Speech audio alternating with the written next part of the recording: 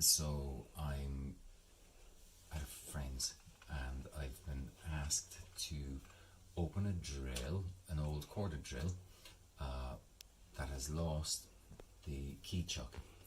And is it possible? Yes, it is. So here's a little tip for you on how to do it. If you've got a Phillips head screwdriver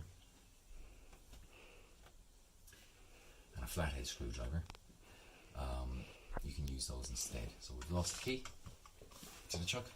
So what you can do is put Phillips head screwdriver into the hole where the key chuck would have gone, and then you get the flathead screwdriver and you can turn it.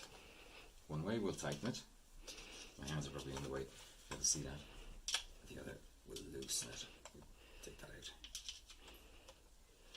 You just catch it in there, turn that, then you'll be able to take the rest and it will take it out. So that's a little tip for you. If you've lost the key to the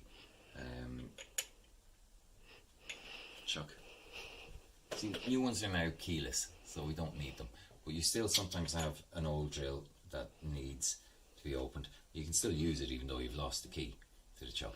Now I do have to say that we will have the tools that you need, but this is someone else's and nothing else to do this. Little tip for you.